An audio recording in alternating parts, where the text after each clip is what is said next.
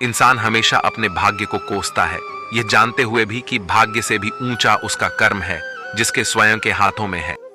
सीख तो उस बालक से लेनी चाहिए जो अपनों की मार खा के अपनों से ही लिपट जाता है। गिरते हुए पत्ते सबसे बड़ा उदाहरण है कि बोझ बन जाओगे तो आपको अपने भी गिरा देंगे। आपके साथ कितना भी छल क्यों ना हुआ हो, परंतु परमात्मा का आशीर्वाद आपसे कोई छीन नहीं सकता। चुप रहने से बड़ा कोई जवाब नहीं और माफ कर देने से बड़ी कोई सजा नहीं।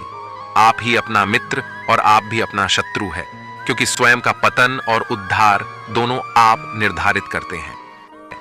सत्य कभी दावा नहीं करता कि मैं सत्य हूं, लेकिन झूठ हमेशा दावा करता है कि सिर्फ मैं ही सत्य हूं।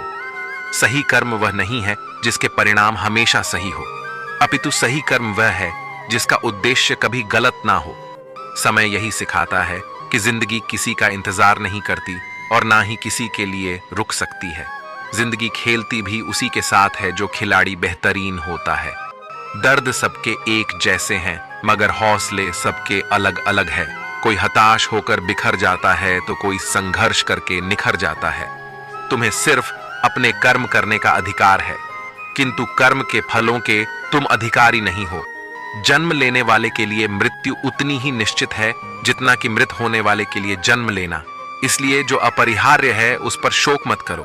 ज्यादा खुश होने पर और ज्यादा दुखी होने पर निर्णय नहीं लेना चाहिए, क्योंकि यह दोनों परिस्थितियां आपको सही निर्णय नहीं लेने देती। आप ही अपना मित्र और आप भी अपना शत्रु है, क्योंकि स्वयं का पतन और उद्धार दोनों आप निर्धारित करते हैं।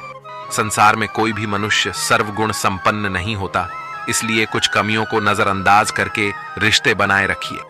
शरीर जिनके सुंदर है दुनिया उन्हें पसंद करती है, और आत्मा जिनकी सुंदर है भगवान उन्हें पसंद करते हैं।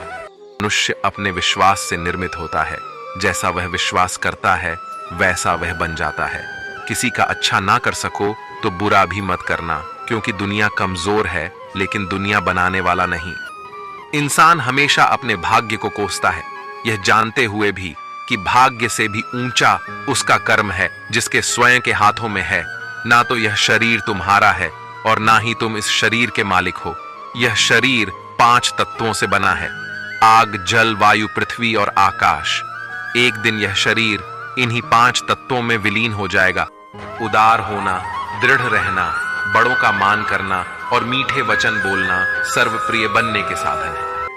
कोई कुछ भी कहे, बस अपने आप को शांत रखो, क्योंकि सूरज कितना भी तेज क्यों ना हो, समुद्र सूखता नहीं है। जहां आपकी कोई कीमत नहीं है वहां पर रुकना अनुचित है, चाहे वह किसी का घर हो या किसी का मन। हमारी प्रार्थना बस सामान्य रूप से आशीर्वाद के लिए होनी चाहिए, क्योंकि ईश्वर जानते हैं कि हमारे लिए क्या अच्छा है। मन अशांत है और उसे नियंत्रित करना कठिन है, लेकिन अभ्यास से इसे वश में किया जा सकता है। मन की शांति से बढ़कर इस संसार में कोई भी संपत्ति नहीं है। प्रसन्नता परमात्मा की दी हुई औषधि है, इसे व्यर्थ ना जाने दें। खुद के व्यक्तित्व के लिए 2 ही बातें महत्वपूर्ण है, खुद को तराशो और खुद को तलाशो।